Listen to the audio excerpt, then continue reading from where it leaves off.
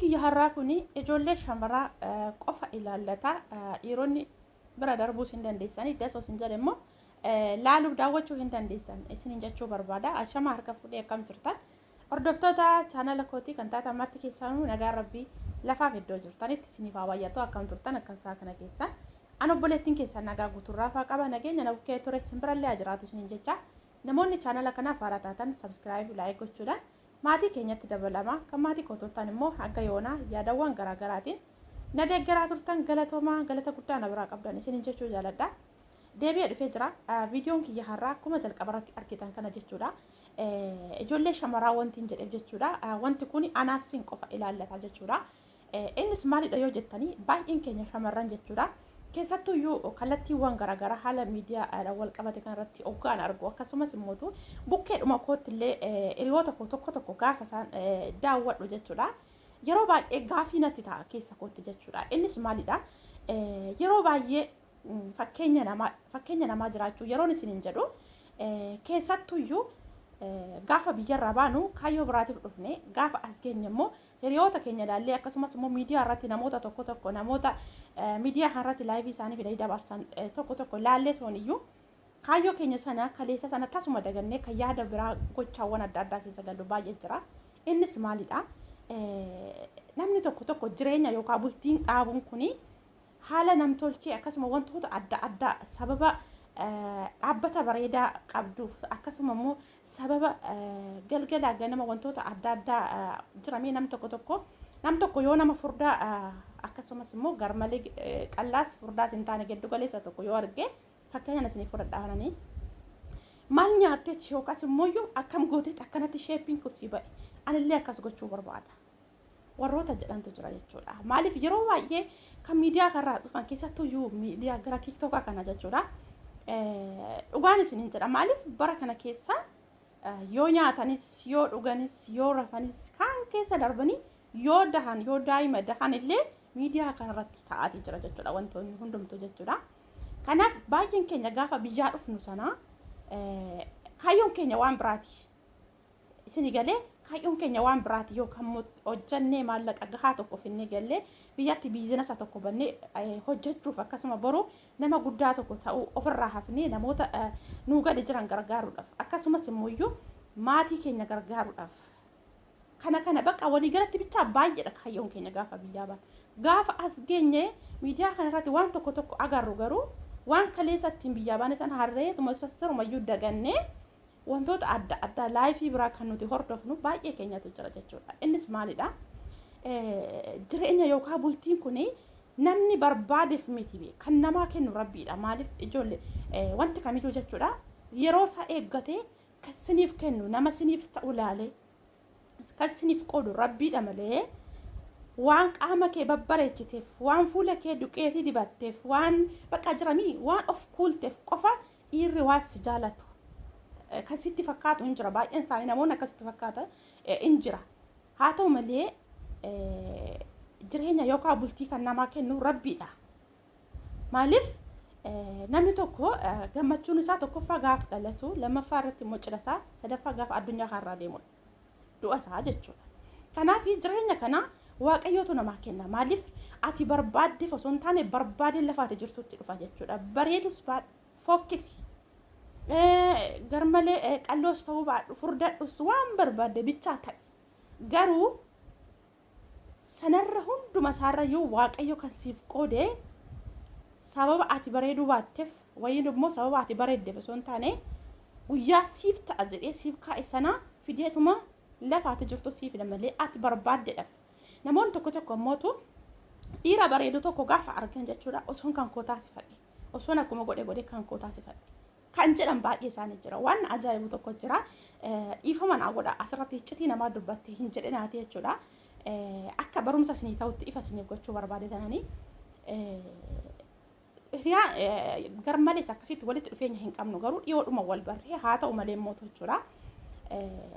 Waan namni isheetti himee akka isheen irraa deebitu ishee gorsee dadhabeellee ammallee dheeraa ba'ee tooni silkii kolleejii jira jechuudha. Maaliif bakka dadhabee itti himee gaafan dadhabu maaliif jecha hama waan hin taane keessan gala sababa ta'eef kan irraa fagaadhe hin jirti jechuudha. Maaliif isin hin jedha mucaan tasuma dhimma isheedhaaf hin qabu. Mucaan sun kan isheetti dhufu irraa nyaatee dhuguu yeroodhaaf itti fayyadamuu akkasumas immoo tuyyuu jiramii namni tokko amman boru bakka kaayyoo kiyyaa gahutti maalla dhibee waan barbaade kamiyyuu ittan fayyadama kan jedhu tokko hin jira baay'ee akkasitti itti fayyadama mucaan yeroo hunda jechuudha. Kaza bakka maalin isin hin jedhare dhugaan isin wanti ishee nyaata isaa ofii ishee jechuudha dhugaan isin hin jedha hojii qabaatteetii miti dhugaa qansiraa hojii guyyaati kan isheen hojjettu jechuudha. Hojii guddaa yookaan hojii dhaabbataa hojii dhuunfaa tokko qabaattee miti jechuudha. Kan isheen bakka walii galatti jechuudha siruma lafan taa'in asirra barruu kanarra taa'ee jetti. Baay'ee tokko ajaa'ibsiifadha yeroo sirriitti ilaalle jechuudha gaafii natti ta'a. Wanti kun akkanatti isin fullaasu akkana hin godhini. Yoo si jaalata ta'ee maal jedha Oromoon gaafa mammaaku jaalataan furrii wajjin jibbaan immoo dammaa wajjin jedha. Yoo si jaalatee waan ati qabdu wajjiniin dirqama waan ati qabdu nyaatee kan manni afarree nyaatee akkas immoo tuyyuu jechuudha waan qabdan adda qooddattanii inni yoo birrii takka qabaate ati birrii takka yoo qabaata walitti fiddanii waan tokko bitattaniiti malee ati bichaan isa kan kee taasifachuuf akka inni alallaalle qofaa fi kana hunda maaltu si dhamaasee hin jedhaan. Deebitee gara kootti jechuudha dhugaan isiniin jala dhiifama naa godhaati anatti ana xalaata godhatte anatti aarti akkas jennaani natti aarte achi qabee nan dhiise sana booda jechuudha. Kanaaf iyyuu jechuudha micayyoo suni yeroo baay'ee mana xonqaayitti kan kanatti faa deddeebiti.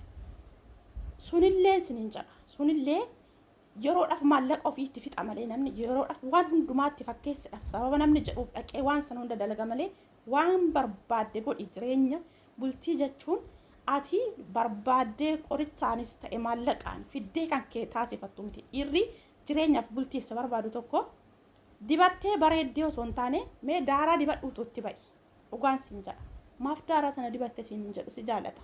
Maaliif inni fiizikaala qaama keetii yookaan bareedina kee ilaalee mika si jaalate jireenyaaf naa taati.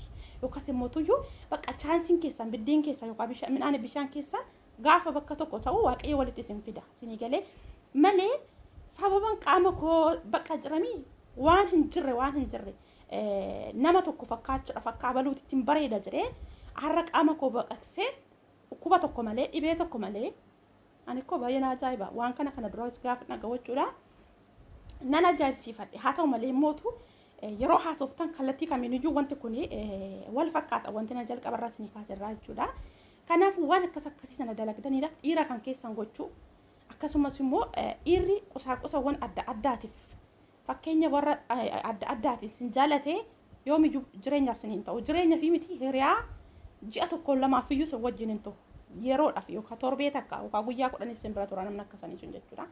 Kanaaf namoonni waan akkasii dalagdan yookaas immoo sababanani akka abaluu bareedu dideef abaluun kun na dubbisuu dide.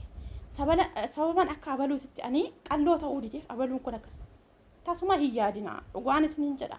Maaliif jennaani wanti kamiyyuu koo iddoo qaba kasii kaawwames kan nama sanaafis kaawwame tokko miti addaani. Si jammar maaliif okas nama antidha jira kun namoonni amma fakkeenyaaf namni odoo namni lakkafne odoo namni dubbisne bira darba hin dabarre jiru shalleen kan galgala uffata baafatanii itti kutatanii mangadarra deeman tokko hin jiru guyyaa wayyaa akka aggaxaami lafti dukkunaa gaafa hojii galaa jirru na aggaxamanii tura warri sun jechuudha dubartoota jechuudha salphii qama yaabbatu maal godhan kun jarri kun jedheen gaafadhe nama na wajjin deemaa jiru ay ati amman barre gaafa barte si galaa kottuun galaa ammaa naan jedhe sini galee kanaaf warroota akkasiisan kan lafa barbaadetti lakkafamaa oolu maaliif si jammara abbaan barbaade maaf na dubbisa maaliif namni nan beekne tokko sin jedhee maaf na dubbisuu jedhee maaf hanaaraani maaliif nan beeku san beeku kanaaf kan keessan boota dhuma tokko jira guyyaa eeggatee isin barbaade lafa sin jirtanitti isin barbaade tuma dhufa malee isin barbaadanidha fi beeku ani garuu natti fakkaatu akka kootti jechuudha. Kanaaf baay'een keessan akkasi dogoggortu hin dogoggorinaa dhugaan isiniin jedha hin dogoggorinaadha akka abaluutti osoo hin taane akka keessanitti jiraadhaami gaafa sana waan kamtu yoo jechuudha gaafa akka keessanitti jiraachuu jalqabdan gaafa of taatanii jiraachuu jalqabdan waan hundi isaayyuu lafa sin jirtanitti manatti isin barbaadeeti kan dhufu waan ta'eef jechuudha.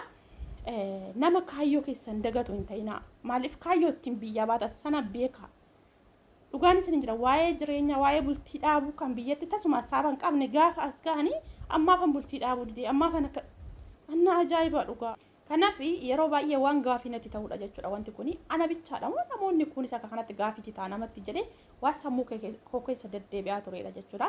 Kanaaf obboloota koo shamarranii jechuudha wanta akkanaa kun isin sobinaadha. Maaliif jennaani akka baluutti hin jiraadhanii jireenya keessan bakka kaayyoo bakka imala jirtan sanarraan isin hin ga'u karaatti isin hambisa. Maaliif jennaani akka keessa yoo taatan yookaan akka ofiititti yoo jiraattan of taatan yoo jiraattan eenyumaan olitti jechuudha uumamni rabbiin isinii kenne eenyuun olitti akka nam kamii olitti isin qofaaf akka kenname bara. Maaliif kan isinii kenname sun maaliif nama biraatti dabarsamee kennamuu dide isinitti fakkaata? Maaliif hin ta'u kaa waaqayyo gaafa uumu hunduma saayyuu jechuudha akkuma amala isaatittis bifaanis amalaanis yaadanis gargar godheetu uume isinii galee. Kanaaf iyyuu namni kamiyyuu jechuudha nama tokko ta'uu hin danda'u. Namni kun isinitti bareedeedhaa fi nama sana ta'uu hin dandeessan. Maaliif namni suni koomatti kennameef suni hojii rabbiiti. Isinillee kan isinii kenname suni eenyuun olitti jechuudha warqii akka ta'e beekaa. Of keessan iddoo xiqqoo of keessanii kan namaa barbaadan fiigina. Ofuma keessanii mee guyyaa tokko keessaa guyyaa tokko eenyuun olitti iyyuu nan caalaani. Osoon hin dibatin illee osoon ofiin kukkuurin illee eenyumaan olitti qabeenya yookaas immoo uumama rabbiin naa kenne. Wanti nani qabu kuni qabeenya kan koo kanarra jiru hundumtuu qaamni koo fayyaan kuni eenyuun olitti iyyuu akka isiniif iddoo guddaa qabu beekaa. Maaliif suni isinumaaf kenname sababa ta'eef nama biraaf hin kennamne. Kanaafuu maaliif kan abbaa sanaatis koomatti kan keessan illee kophaatti. Kanaaf jireenyi sun illee abbaan manaa tokko waan isinitti abbaan manaa namaa tokko yookaas immoo namni tokko yeroo laayifii isaanii kan isaan hojjetaa jiran haalli isaanii sun isinitti tolee baay'ee jaalalli isaanii sun kan isin qannaasisu ta'amii isinillee guyyaa eeggata malee isiniifillee akkasumatti qoodamee jira. Garuu isin maal dogongortanii kan namaa sana laaltanii akka abaluu osoo hin ta'e jechuu keessanii dogoggorri guddaan malee waan qabdan irratti ofuma keessanii of taatanii iddoo guddaa tokko yoo ofiif kennitan boru nama sanaan ol akka jirtan beekuu qabdu. Malee kan abaluu irratti ilaalee ana abaluu sun maaf kiyya ta'e jechuu yeroo hunda akkas jetta yoo ta'e tasuma isiniif hin ta'u tasumallee isiniif kennamuu hin danda'u kan namaa sun jechuudha. Maaliif suni abbaa sana ilaallata. Kan keessan immoo tuyyuu akkasumatti qooda qaba. Kanaaf of ta'aa jiraata. Iddoo xiqqaa ofiif hin kenninaa. Iddoo guddaa tokko ofiif kennaa. Eenyummaa akka caaltan beekaa. Of kuultanii fi miti. Uffata fakkeenya namaa bittanii fi miti. Kanumti qabdan qulqullina keessan eeggattanii uumama rabbi isinii kenne bareedaa kanarratti boontanii ofii keessanii of qaqqabdanii isuma fuula keessanis haa ta'u qaama keessan kallattii kamiinuu qulqulleeffattanii uffata nutsuu tokko yoo uffattan eenyu olittiyyu nama guddaa yookaas nama iddoo guddaa tokko jiru ta'uu keessan of beekaa. Of keessan xiqqeessitanii ofii keessanii of busheessitanii kan namaa hin hawwinaa. Kan namaa sun kan keessan miti. Kanuma keessantu kan keessan. Kanaaf obboloota koo dhugaa waan tukuni yeroo baay'ee yoo ilaalu gaafii sababa natti ta'eef jechuudha. Ammoo tu ijoollee baay'een jechuudha. Akka warri miidiyaa kanarraa nama sanaaf fala ta'uufii danda'u. Yookaas immoo akka yoo ba'anii odeeffatan mistira isaanii yoo ba'anii miidiyaa irratti odeeffatan dafee tooni battalatti waan sanaaf deebii argatan itti fakkaate tooni ani akkas ta'e bultii dhaabeen akkana ta'e akkas godhe bakka kanatti akkana ta'e laayifii isaanii kaleessa dabarsan kan abbaa manaa isaanii waliin dabarsan har'a addaan ba'aniidhaaf yookaas immoo abbaa manaa sanaan addaan ba'aniidhaaf jiramii hammeenyi yookaas immoo nama sana maqaa isaanii gurraachisitanii maqaa nama sanaa yookaan abbaa manaa keessanii sana duraa wajjin jiraatanii ta'a. Ijoolleen irraa qabaachuu baattan wajjiniin guyyaa tokko lama maaddirraa nyaatan dhugdan jiramii biyaansi maatii keessatti yookaas immoo nama dhuunfaa hiriyaa biratti illee haasoftan taanaan haa ta'u sunuyyuu hin barbaachisu. Garuu immoo miidiyaa irra baatanii laayifii keessan kaleessaa namni har'aa sun ittiin miidiyaa guddifachuuf isiniin jedha malee akkasumas immoo suuraaf viidiyoo keessan fidee asiif achi facaasuuf gurra isinitti qabee isin dhageeffatan koomentiin isin jajjabeessa malee rakkoo keessa sana furmaata isiniin ta'u hin gowwoomina. Kanaaf laayifii keessan kaleessa dabarsitan fiddanii miidiyaa irra hin firfirsinaa.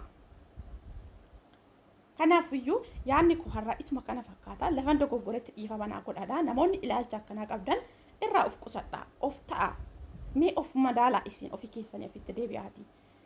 Kanaaf dogongora koo nan sirreeffadhaa lafan dogoggoretti natti himaadha. hanga viidiyoo biraa walitti deebinutti nagaan naaf turaadha. Viidiyoon kun itti fufa wantoota